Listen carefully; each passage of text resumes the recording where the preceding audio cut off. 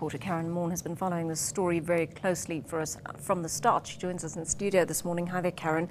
Thuli Madonsela has described the security cluster's legal moves as unlawful, unconstitutional, violating the independence of her office.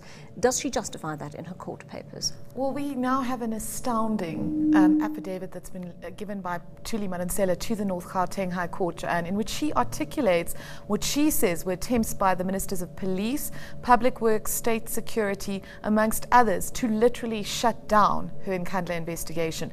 She says it was suggested to her that she should suspend the investigation, pending investigations by the Special Investigating Unit, who she says, as far as she understands, is actually not investigating the matter, and the Auditor General. She says that government, her staff, were obstructed and frustrated in their attempts to get documentation, so much so that certain key documents that she needed to have sight of, they were given sight of those documents for very short periods of time in the presence of state officials. She says that she finds the assertions that this could potentially compromise the president's security as astounding, given that President Zuma's own private architect, who had no security clearance whatsoever, was given complete oversight over the Nkandla project.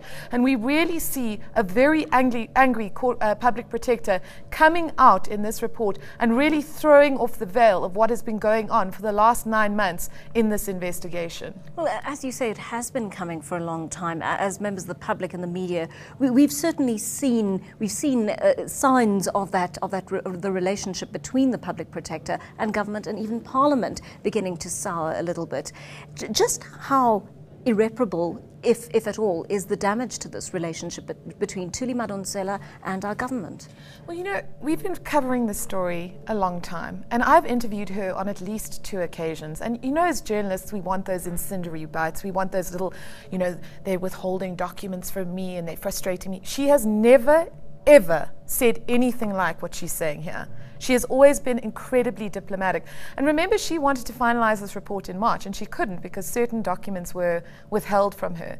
But she played very, very nicely along with the government. And now, at this point in time, it seems that she's just had enough. Remember, she's been on the receiving end of targeting from the ANC. She says she was fundamentally misrepresented in the court action that was brought by government. And she's basically said that government has outrightly lied about its assertion that it was she who sought the security cluster's approval for this report, and it was she who handed over the report and asked them for help. She's saying that is simply not the case, that in fact it was a member of the SANDF who said to her that in order to, you know, expedite this report and to try and get it finalized and to address the security concerns, she should agree to hand over the provisional report to government. And I think there's just an overwhelming sense of frustration.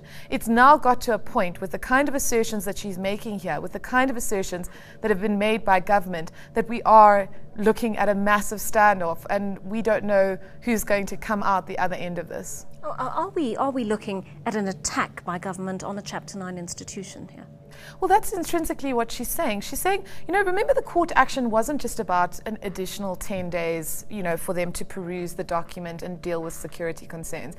They sought in that court action not only that extension, but they also wanted to see the report once she had received their contributions. And then they wanted further time to look at the report and, you know, peruse it and add further contributions and potentially go to court to block the report if they felt that national security was an issue, which, as she rightly puts it, is a complete subversion of how the public protector works. And as she reiterates in her papers, this was a privilege that she granted the security cluster. And she also says in these court documents that knowing full well the security issues that were at play, she was at pains to ensure that there was nothing in that report that could have raised security concerns. So very much a half-articulated kind of angst from her side that this is not about what she calls legitimate security concerns. It seems to be an attempt to subvert the way her office works and also to delay this report being released. Well, Karyn, isn't it going to come down in court to this argument that's been coming up time and time again recently, the fact that there's government and there's the courts, and the court doesn't tell what government exactly what to do. Parliament makes the laws, and the courts are to follow those.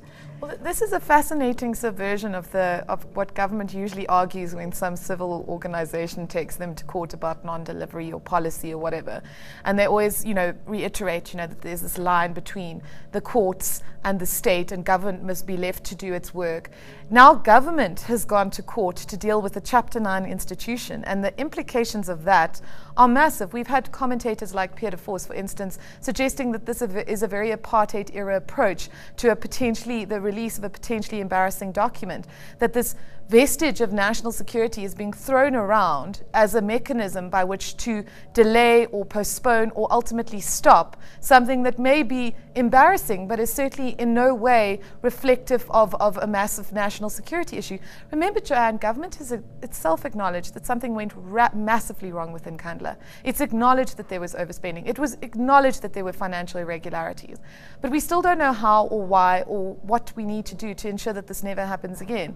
And now the public protector is doing that kind of investigation, and government is trying to block it. And I think, it's putting itself in a position where it's going to really raise questions about the legitimacy of this court action, if indeed it is found that these national security concerns are not valid.